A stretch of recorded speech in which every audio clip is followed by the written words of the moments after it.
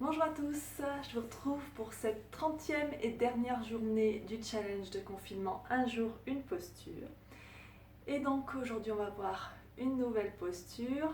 Ceux qui me connaissent devineront peut-être celle que j'ai choisie.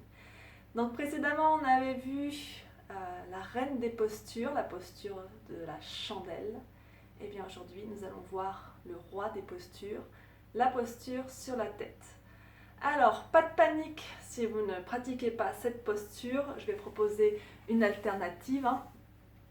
Donc cette posture, c'est une posture d'inversion, c'est une posture d'équilibre, où donc on est en inversion et en équilibre sur la tête. À titre personnel, je préfère la posture sur la tête à la posture de la chandelle. Je me sens beaucoup plus confortable sur la tête qu'en chandelle. Donc c'est une posture qui va nécessiter bien sûr des abdos, qui va nécessiter la force dans les épaules et dans la ceinture scapulaire.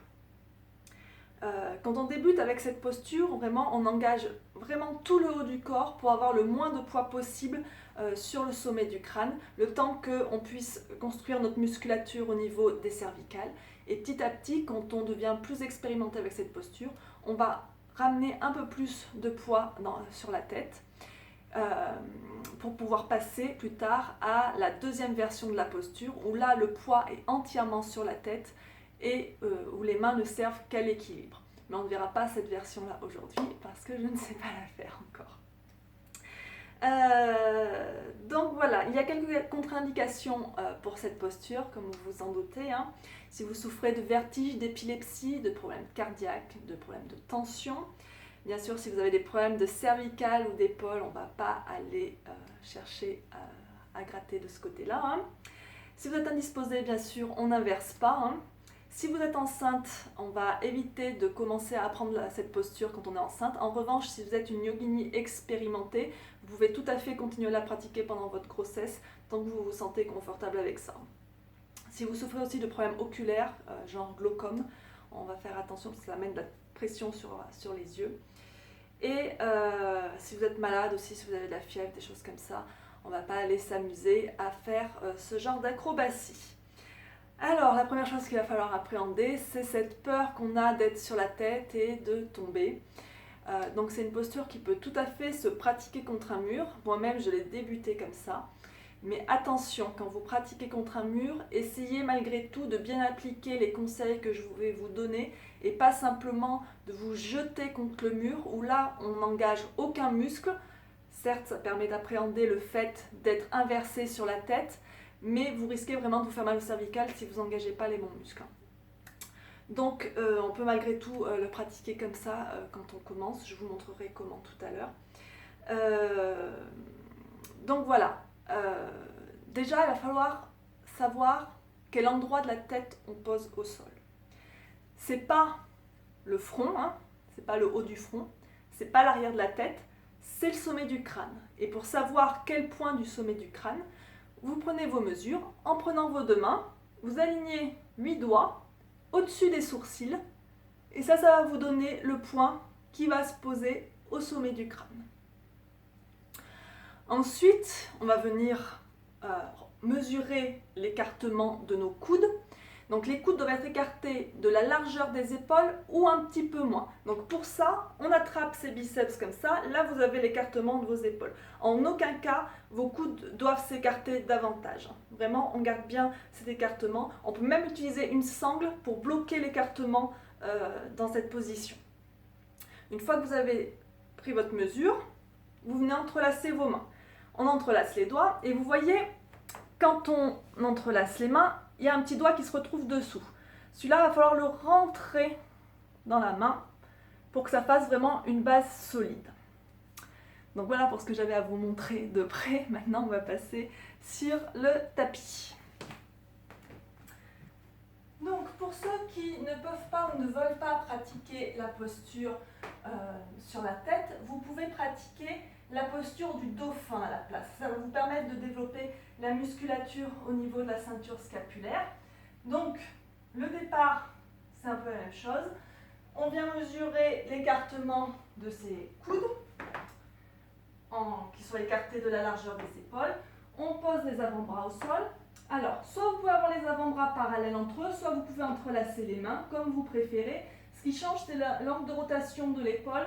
Et suivant les personnes, l'un ou l'autre va convenir, ou les deux, hein, si vous n'avez pas de problème à ce niveau-là. Et donc, on va venir décoller les pieds, décoller les genoux, pardon. On crochette les orteils et on pousse les fesses vers le sol. Comme on est comme un chien sur la tête en bas, mais sur les avant-bras. Le sommet du crâne est décollé du sol. Alors cette posture, pour moi, c'est un peu la torture. C'est vraiment pas ma posture préférée. Encore, ça s'est un peu amélioré. Je préfère largement passer à la posture sur la tête.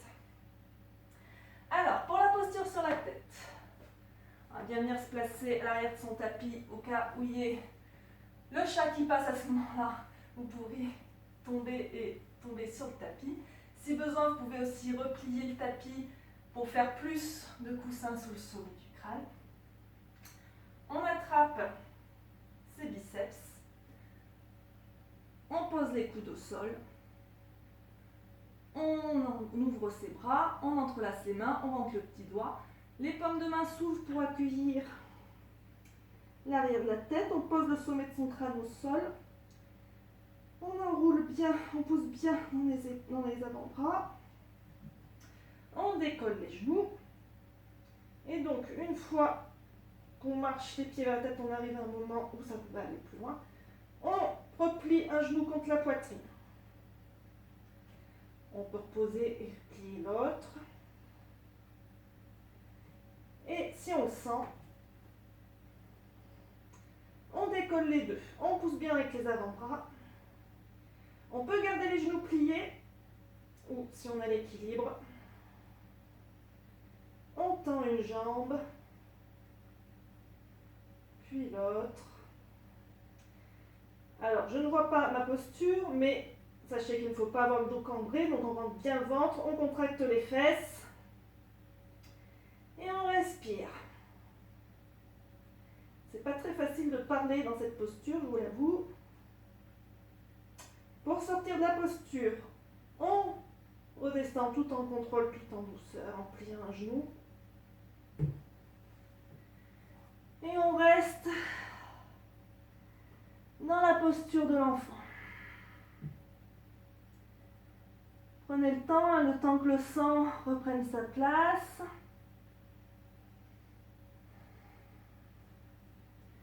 Vous pouvez balancer le front sur le tapis pour détendre la tête un peu.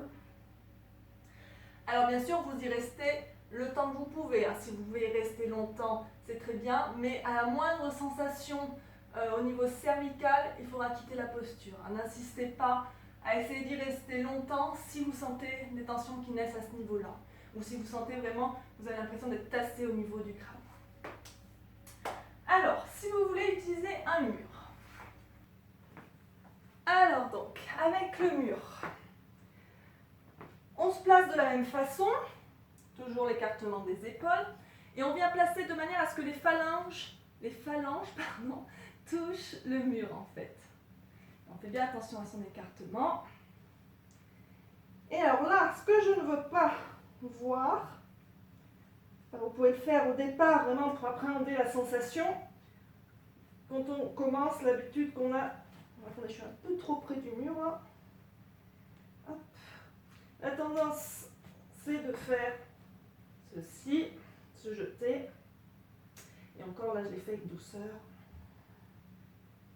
Et vous pouvez venir chercher votre équilibre.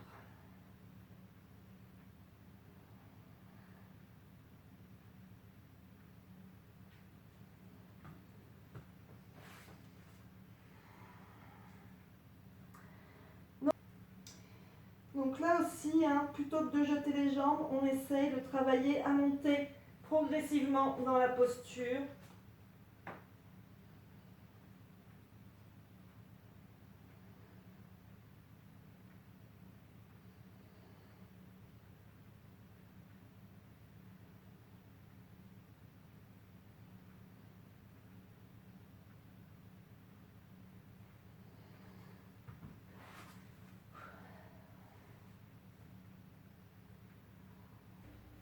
Et donc bien sûr, quand vous développé de l'expérience dans cette posture et que l'équilibre est bon, vous pouvez rajouter des variations avec les jambes, hein, comme dans la posture de la chandelle. Donc que ce soit de venir amener les jambes dans la posture de l'aigle, amener les jambes en papillon, Baddha Konasana, amener les jambes en Upavistha Konasana, en grand écart. Bref, vous pouvez explorer ça. Je vais essayer de vous en montrer quelques-unes suivant l'équilibre que j'ai aujourd'hui.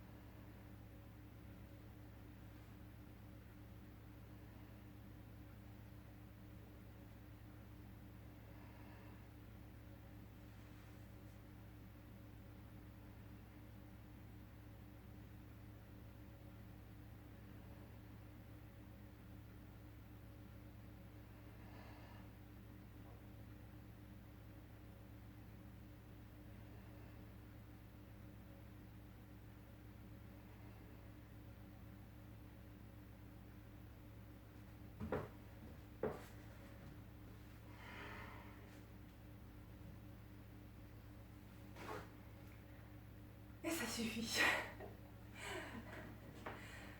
Voilà, donc explorez tout ça.